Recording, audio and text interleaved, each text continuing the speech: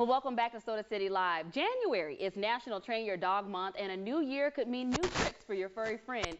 And it's all thanks to a movement started by the Association of Pet Dog Trainers many years ago. Well, joining me today with more details and more tips for training your dog is owner and lead trainer for Praise Your Dog Training, Phyllis Beasley, and veterinarian Dr. Jennifer Bonovich.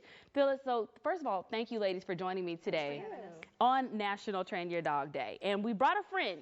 Yes. Tell us about our friend. It's Cam? Yes, this is Cam. This is one of our shelter dogs. She came in a few weeks ago in really rough shape. We didn't know anything about her. So we've been treating her skin condition and providing enrichment at the shelter and hopefully find a new home really soon. I love it. So if you're looking for a pet, looking for someone to add to your family, Cam is one of those pets in the shelter that's actually available. And I will say this before we get into everything. Cam got a glimpse of herself in the mirror before the show and frightened herself, but she's so cute. She's like, who's that other dog over there? Who's that? So tell us a little bit about Praise Your Dog Training. Well, actually, I'm here for the Alliance of Force-Free Animal Professionals. There's several of us trainers, many trainers, who belong in our local group. And we go out and we do public events. We provide education about training your dog and the need to train your dog. And we give training tips when we're out to places like Wolfstock and I was trying to think some of the other places we went this fall, but the public events. And we have a website for referrals. So people that are looking for a dog trainer can go to the website for referrals on a trainer. So any services that you're offering with the Alliance this month for training? No, we had a busy fall. Okay. A very, very busy fall. And we're done probably until spring. Okay. And everything cranks back up in the spring. But we're always there to answer questions. Perfect. So I will ask this, Dr. Bonovich, how does training a dog benefit to their well-being and their health? Well, we always know about physical health. We can see physical ailments, but mental health in our animals is just as important because it's their happiness. They live day to day in their home. You want them to be happy. Dogs love to be trained. We have done no training with this young lady until about an hour ago. And already she's following hand signals. She's learned a few tricks, and she cannot wait to do the next one. So it's such a great way to support the dog. And in your home, it builds such an amazing bond with you and your dog. They pay so much more attention to you. They have that close bond with you. You can see she does have a few physical things she's getting over from a skin condition, but mentally, look how bright and alert and happy she is and so smart. She's ready for the treats already. So training is just pivotal. In addition to the physical things we always know about, we definitely want to make sure we're providing them with that mental stimulation that makes them so happy. Now, as a veterinarian, I want to ask you this. As far as how does training benefit a veterinarian? Like if say you're taking your dog to go, take care of the shots and, to do checkups.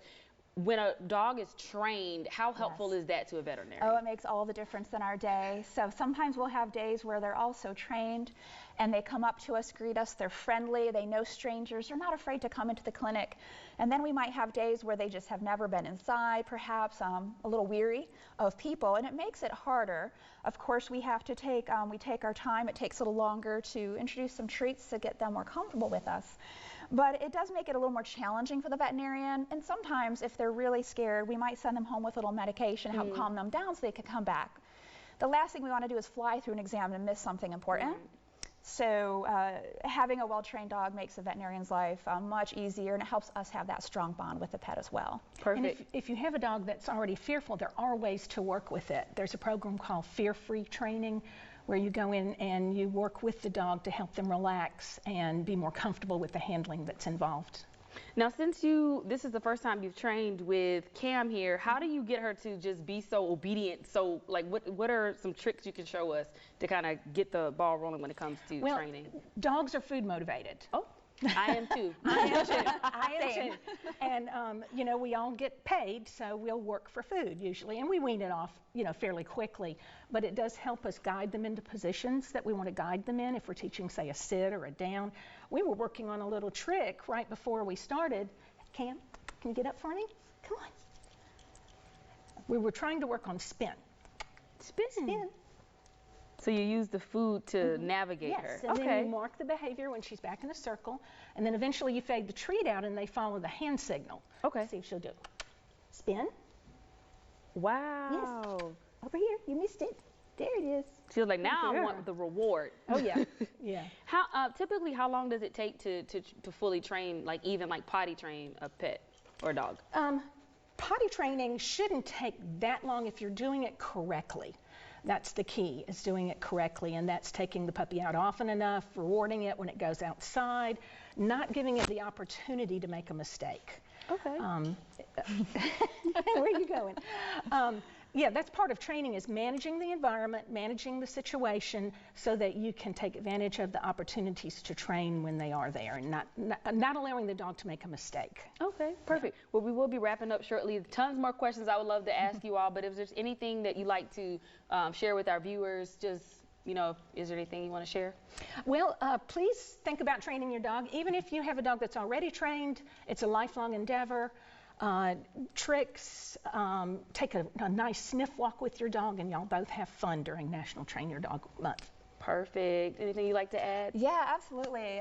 In addition to what Phyllis said, is keep it positive. Older ways are very effective at dogs. Punishment, traditional punishment we think of. Positive reinforcement goes such a long way. Treats go such a long way, and reinforcement of positive attributes. They respond, and it's a lifelong learn versus a temporary. But also enrichment at home. There's so many wonderful food toys and other things they can do at home with your pets, dogs and cats alike. And let your dog be a dog. Walks, let them, sniffing, smelling plants, things like that. It's just such great stimulation for them. Makes them an all better pet at home. Perfect. Well, ladies, thank you so much for joining me today. We'll have all these details on our website, wistv.com. There are details right there for Phyllis's business, Praise Your Dog Training. Again, these details will be on our website as well. We'll have much more Soda City Live coming up after the break.